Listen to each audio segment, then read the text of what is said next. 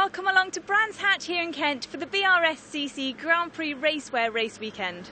In today's programme we'll be bringing you the Super Mighty Minis and the Richard Egger sponsored Formula 4 Championship. But first, here's a preview to see what's coming up.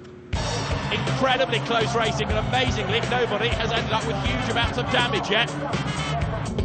Turning its way now left and right through Surtees up towards McLaren, and Jim Morris thinks about going for the inside. Is there a gap? Yes, he's going to have a go. Martin, you've been involved in karting for many, many years, and you've started to move across into motorsport. Why is that? Well, I suppose I've been involved at karting, at junior kart level, at clubman level for like some 50 odd years, and all through my life I've just been involved, and I've seen all these young superstars in motorsport. Everyone comes from club racing. If we didn't have club racing, we wouldn't have Lewis Hamilton's, Jenson Buttons or whatever. So I had the opportunity to acquire this new company at the beginning of the year, and it gives me the opportunity to get back into club sport and try and support club motor racing. So when you say a new company, you mean Grand Prix Racewear, who's sponsoring this event this weekend. Why have you chosen to sponsor this one in particular? Well, in particular because this is a whole weekend of racing, and you know, I always think motorsports, a lot of it is about the family, and it's about passion and loving motorsport, and this is grassroots club level where it all really starts. So I think it's important that we support the club level people. The Mighty Minis are standard road-going minis. What's the difference between the Super Mighty Minis? These have got about 30% more power, which they derive from having a modified cylinder head, vernier timing gears, 1.5 rockers. They run at a lighter weight, perspex windows, fiberglass boot, different tyres, and rose-jointed suspension with a rear anti-roll bar. So they're more power and they're quicker through the corners. Well, the Minis are all making their way onto the grid right now, so here's David Addison for full race commentary. Scott Kendall is the man that's won the last two races on the bounce, and he starts on pole position with former champion Bob Bennett's with him at the front of the grid. The second row, James Young, and then Ben Seyfried, and he's also been a race winner this year with Elliott Stafford, and the hugely experienced Peter Cruz on the third row of the grid. Gary Patterson, though, is a long way back. He's only 11th after qualifying, having had a couple of race wins already this season, and Rupert Ivey, who has starred in historic mini racing this year, starts at the very back. So then, we're about set to go racing in the BRSCC Super Mighty Mini Championship. The lights go out, and the best start of all made by Scott Kendall as the cars accelerate their way up towards Paddock Hill Bend for the first time. Kendall, though, on the inside for Paddock. He's going to come under real opposition there because Ben Seyfried tries to go around the outside. It doesn't quite pay off for him. On board with Gary Patterson. The cars funneling their way for the first time up towards Druids. And it looks as though Scott Kendall from pole position does head the way. Ben Seyfried second as they turn their way through the hairpin and then dive down towards Graham Hill Bend for the first time. In third place, going after the leading pack there. A good start by Bob Bennett, but not quite as good really as it should be. He was on the front row. He's still in touch, but he's gone backwards rather than forwards. But he's in third place as they head now up through Surtees and then towards McLaren. Into the right-hander for the first time out of clearways, the race leader Scott Kendall not yet being able to get away. He turns his way up towards the end of the lap, and Scott Kendall, having won the last two races, is third in the championship, and another good result here would certainly do his championship hopes no harm whatsoever. You've got Nevin Kirkpatrick also going across the line, another driver that's had a race win this year. Nevin Kirkpatrick in car number 11 looking to try to gain ground. James Young there fourth as they funnel their way through Paddock. And the Super Mighty Mini concept for effectively road-going production-based minis. They have about 30% more power than the original Mighty Mini cars do. And you have to have had at least 1 year of racing experience under your belt before you can step up into this category. It therefore means that you don't get hugely experienced people trouncing the opposition in Mighty Minis. And with Super Mighty Minis, a little bit quicker, a little bit more powerful, and for the more experienced drivers, always deliver plenty of great racing. Up front, though, Scott Kendall for the moment, he's keeping everybody else at bay. Ben Seyfried is there in second place, and Bob Bennett, another of the former champions, multiple race winners, is there in third place, and there's a change for fourth because diving up on the inside there has gone David Kirkpatrick. The first of the two brothers then up into fourth place. James Young falls to fifth, and then Nevin Kirkpatrick is sixth as they come across the timing line. Down towards Paddock Hill Bend, Scott Kendall leads the way, but he can't shake them off, can he?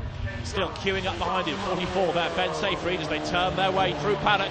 Bob Bennett third, but just drifting a little wide going through the corner. Now on board with Alex Comis into Paddock.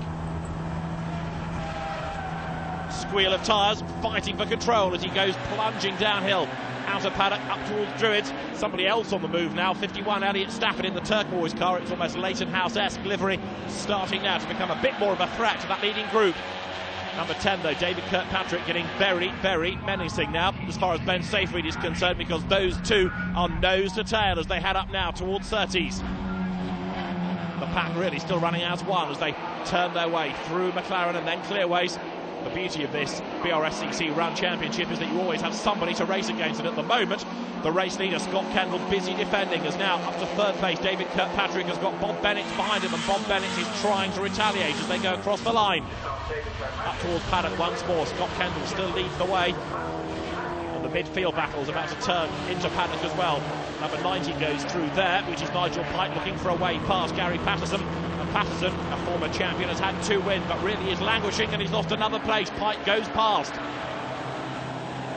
Turning their way through Druid. Next man in the queue is Roger Phillips. And then Phillips in turn is under pressure because right there behind him is Tim Harbour as they come down now towards Graham Hill Bend. And Harbour is somebody else that's been racing in the Mighty Minis and Super Mighty Mini classes for a number of years now. These 4 starting to fall away from that gaggle of cars just up ahead of them.